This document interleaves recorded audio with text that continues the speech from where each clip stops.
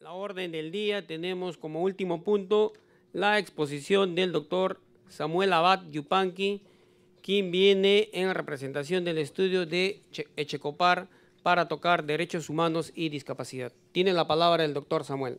Quisiera comenzar con algunas reflexiones que están en esta breve presentación que se ha planteado, donde se parte de reconocer el modelo social que está reflejado en esa cita. La discapacidad, se dice, deja de ser entendida como una anormalidad del sujeto y comienza a ser contemplada más bien como una anormalidad de la sociedad. Una síntesis de la explicación del modelo social. Y en segundo lugar, también quisiera resaltar una cita, un par de citas que no se aprecian lamentablemente ahí. Algo ha pasado con el modelo, con el PowerPoint, pero está en la diapositiva, donde lo que nos rescata esta segunda diapositiva es que el concepto de discapacidad y el concepto de normalidad está evolucionando. La primera cita se refiere al preámbulo de la Convención sobre Derechos de las Personas con Discapacidad, donde ratifica que estamos hablando de un concepto que evoluciona. Y esta cita también la hace un destacado profesor de Derecho Civil, Juan Espinosa, donde ratifica que el concepto de normalidad va evolucionando. Y es interesante rescatar cómo el tema de capacidad, desde el punto de vista jurídico, básicamente ha sido trabajado desde el derecho civil. Y consideramos que este enfoque de la capacidad no solamente debería verse desde el derecho civil, sino también desde la perspectiva de los derechos humanos y obviamente también desde la perspectiva del derecho constitucional, porque estamos hablando de un derecho humano, sin duda. ¿Las personas con discapacidad tienen derechos humanos al igual que los demás? ¿Sí o no? Sin duda, la respuesta es positiva. Sin embargo, las preguntas que se plantean es, ¿puedo trabajar si soy una persona con discapacidad? ¿Puedo votar en las elecciones si, por ejemplo, he sido declarado interdicto? ¿Puedo celebrar contratos? ¿Puedo casarme? Tengo, muchas gracias, libre acceso a los servicios públicos. Cuando se trata de la figura de la interdicción, que está regulada hoy día en el Código Civil, ¿es la alternativa adecuada para proteger a una persona con discapacidad o es una alternativa demasiado extrema? Veamos. Hay que tomar en cuenta que estas preguntas y estos temas se plantean desde un enfoque de algunos modelos que los que están aquí presentes conocen perfectamente. 3 modelos que han marcado la pauta de este conjunto de disposiciones, prácticas, conductas y normas que pueden evidenciarnos cómo la situación ha ido cambiando y evolucionando.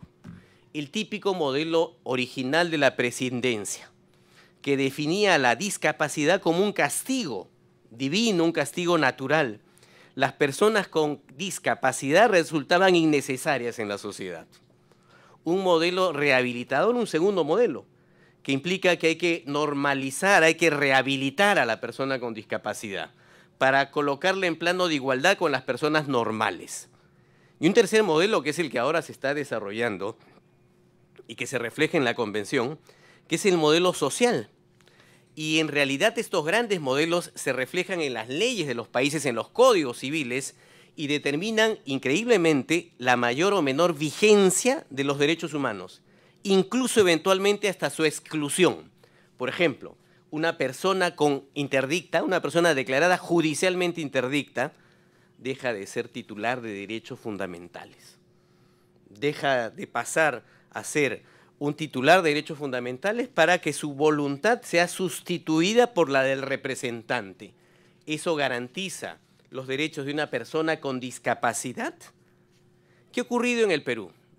A nivel normativo, la gran norma que regula esta materia es el Código Civil del 84, que está próximo a cumplir 30 años. 30 años. Luego de ello viene la Constitución del 93, que reconoce situaciones puntuales, entre ellas la posibilidad de suspender la ciudadanía si una persona es declarada interdicta, con lo cual no puede votar la persona declarada interdicta y en consecuencia pierde sus derechos políticos. Una ley general de la persona con discapacidad, hoy derogada, la 27050, y el gran motor que genera esta reunión, que genera esta comisión es la Convención sobre los Derechos de las Personas con Discapacidad del 2008, que como saben perfectamente apunta hacia un modelo distinto. El Código Civil apunta hacia un modelo rehabilitador y la Convención apunta hacia un modelo social. En consecuencia, lo que se plantea ahora es cómo hacer para que estos modelos puedan aterrizar en la norma vigente y de esa manera poder ir revisando sus alcances. ¿Y esto por qué? Porque reiterábamos, cuando hablamos de discapacidad estamos hablando de derechos fundamentales. Y hay una diapositiva que me parecía importante rescatar, que es esta. La titularidad de los derechos fundamentales se predica respecto de las personas con discapacidad de la misma manera que las demás personas. Sin embargo, como todos sabemos, los derechos no son absolutos y pueden haber restricciones, pueden haber limitaciones, pero si aceptamos que una persona con discapacidad también es titular de derechos, obviamente tendremos que ver en qué casos se puede restringir para garantizar otros derechos. Es decir, el enfoque ya no es de una norma civil solamente, sino el enfoque es de encontrar reglas de ponderación que permitan decir, yo puedo restringir los derechos de una persona con discapacidad cuando se justifique realmente y no sencillamente porque una ley así lo asume. Y en consecuencia, a partir de supuestos de la restricción a los derechos, para ser válida para una persona con discapacidad, debe respetar también el test de proporcionalidad. Si no, no estaríamos asumiendo que se trata de una persona que es titular de derechos fundamentales. Quería rescatar esta cita porque nos marca el enfoque desde los derechos fundamentales. Ahora, ¿cómo se ha enfocado esto en el Código Civil? Como todos saben, el enfoque del Código Civil es, la regla general es todas las personas mayores de 18 tienen plena capacidad. Sin embargo, hay algo que le llaman excepciones y que en el fondo serían restricciones a la capacidad. ¿Cuáles son las restricciones? Las que prevén los artículos 43 y 44. Acá menciono solamente algunas. Son absolutamente incapaces los que por cualquier causa se encuentren privados de discernimiento. Y después dice, artículo 44, inciso 2, son relativamente incapaces los retardados mentales. Y ahí se plantean algunos temas respecto a que por qué una persona retardada mental automáticamente se asume como una persona con incapacidad relativa. ¿O qué implica que una persona privada de discernimiento sea absolutamente incapaz? Si asumimos que son titulares de derecho y un derecho es la personalidad, la capacidad también forma parte del mismo y habría que ver por qué se justifica esa calificación. Luego el Código nos va a decir que los representantes legales de los incapaces ejercen sus derechos civiles, por ejemplo, a través de la curatela.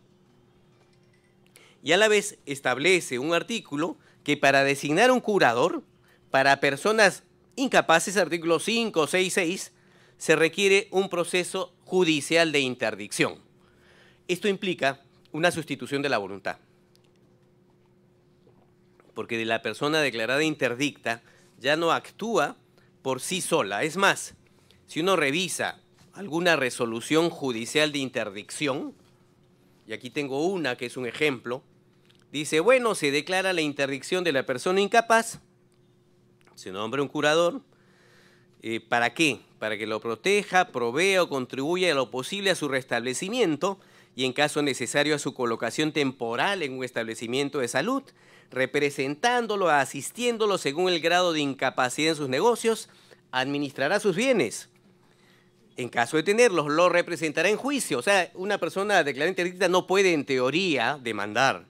Cuidará de su persona y sus bienes y cumplirá los deberes impuestos por el artículo 5, 7, 6 del Código Civil. Pasa de ser titular de derechos a ser objeto de derecho. Y se sustituye toda su voluntad para que la asuma su representante, es decir, su curador, a través de este proceso judicial de interdicción que prevé el Código Civil desde hace algún tiempo.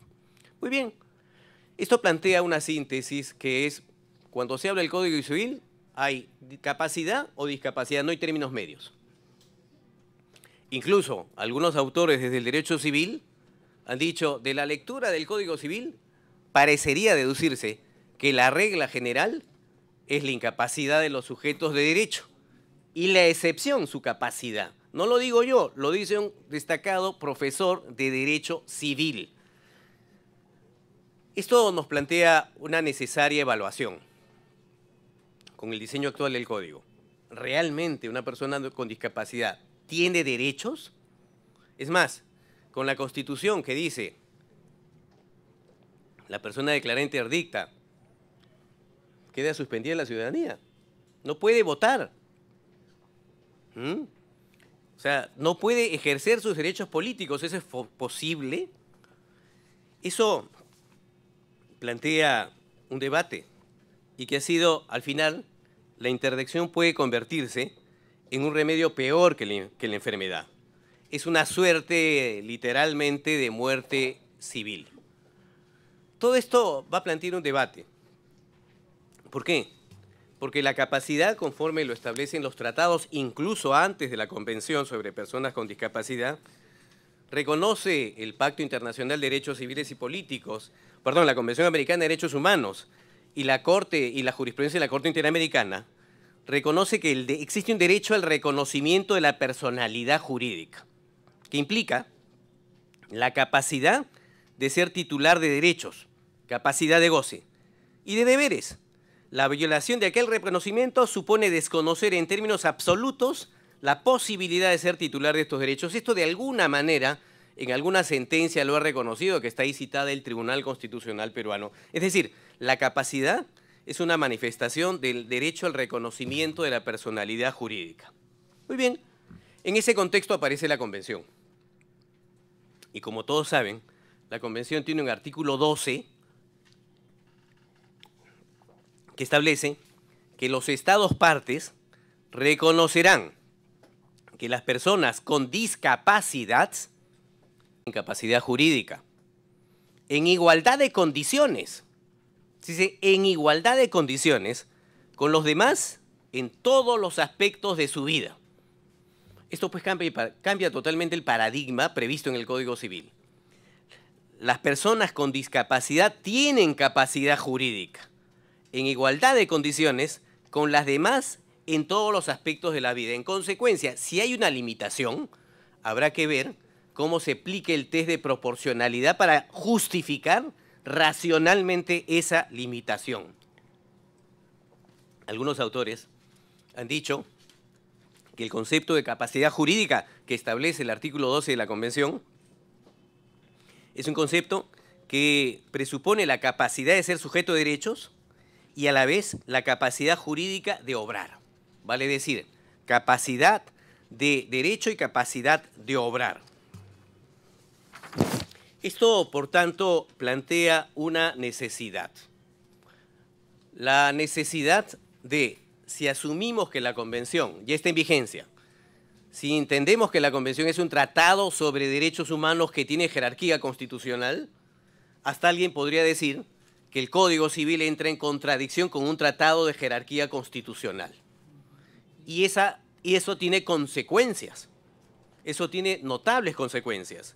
Unos podrían decir, la Convención ha derogado parte del Código Civil. Otros podrían decir, no lo ha derogado, salvemos al Código Civil, interpretemos el Código Civil a la luz de la Convención. Y la otra alternativa es decir, necesitamos adecuar el Código Civil y en consecuencia hay que reformarlo, que es parte del objeto de trabajo de esta comisión. Porque hay normas que probablemente tal como están redactadas y por el momento en que se redactaron respondrían a otro modelo que hoy es distinto. Porque en el Perú ha habido casos increíbles. Incluso ha tenido que haber un pronunciamiento del RENIEC para que una persona que no ha sido declarada interdicta pueda votar y pueda tener inscripción en el padrón electoral. Porque aquí se ha llegado a extremos. Lamentablemente a veces ocurre que basta mirar a una persona para que un funcionario público piense que ella es discapacitada. Caso típico, síndrome de Down. Y en consecuencia asume que no puede votar. Así no esté declarada interdicta. Y tuvo que emitirse una resolución, la 508 del 2011, para que aclare algo que era evidente. Si la persona no está declarada interdicta, tiene todos sus derechos. Puede votar, pero no votaba. Se expidió la resolución. Ese es un ejemplo de lo que ocurre. En consecuencia, que es lo que se requiere, como es obvio, implementar la convención, modificar el Código Civil. Algunas líneas de trabajo que ahí planteamos modestamente son las siguientes. ¿Qué hacer? Creo que hay algunos principios que tomar en cuenta, que no los digo yo, lo dicen especialistas sobre la materia. Algunos principios básicos si reconocemos que estamos hablando de personas con discapacidad que tienen capacidad jurídica, como lo establece la Convención. 1, la autonomía. 2, la presunción de capacidad. No es al revés. Aquí no se debe presumir la discapacidad, sino al revés. La máxima conservación de la capacidad, la participación en la toma de decisiones. La ley actual habla de incluso la consulta. La protección con carácter subsidiario. La proporcionalidad cuando se trate de una restricción. Cuando se trata de llevar a cabo restricciones e intervenciones mínimas. Diseñar un modelo de apoyo. Medidas de apoyo manteniendo el de representación por sustitución eventualmente, y esto es un tema en debate, para casos absolutamente indispensables siempre y cuando sean necesarios. La interdicción no puede ser regla jamás. Esos supuestos habría que pensar si se mantienen, se eliminan, pero en todo caso las restricciones tienen que ser absolutamente aplicadas en casos necesarios. Se plantea también la necesidad o el debate de ver si se modifica o se deroga el artículo 43.2 y el 44.2 del Código Civil, cuando dice que son incapaces los retardados mentales, incapaces relativos los retardados mentales, porque no todos los incapaces relativos como concibe el Código Civil son realmente incapaces. Y finalmente, entender que el internamiento no es la regla, ¿no? El internamiento requiere el consentimiento, salvo en casos de excepción, cuando, por ejemplo, haya la afectación de derechos de terceros o el derecho a la vida. En definitiva, para no ser tan extenso en esta presentación, solamente quisiera terminar recordando que es un reto el que se plantea esta comisión de tratar de implementar la convención. Hay experiencias en otros países, pero en países como el nuestro a veces hay que tratar de buscar un diálogo entre las diversas especialidades, porque esto no es un tema únicamente del derecho civil. Hay que revisar el Código Civil, porque es la norma donde está el conjunto de regulación de la capacidad. También sería importante una interpretación judicial más favorable, más flexible. El Tribunal Constitucional no ha sido tan intenso en sentencias sobre el particular y el Poder Judicial, cuando declara la interdicción, prácticamente declara la limitación absoluta de derechos, pese a que tendría la posibilidad de ser mucho más restrictivo. Y finalmente, hay temas que no son solamente jurídicos, ¿no? Hay temas que son sociales y temas que también hay que tomar en consideración. Esas son las ideas que brevemente quería plantear, que son fruto, reitero, de este pedido de la Sociedad Peruana de Síndrome de Down de examinar el tema. Yo felicito la decisión de implementar esta comisión y de convocar a distinguidos especialistas que aquí están presentes, a quienes conozco y creo que pueden aportar sin duda un trabajo que sería un trabajo importantísimo para garantizar que las personas con discapacidad sean realmente titulares de derechos humanos. Muchas gracias por su atención.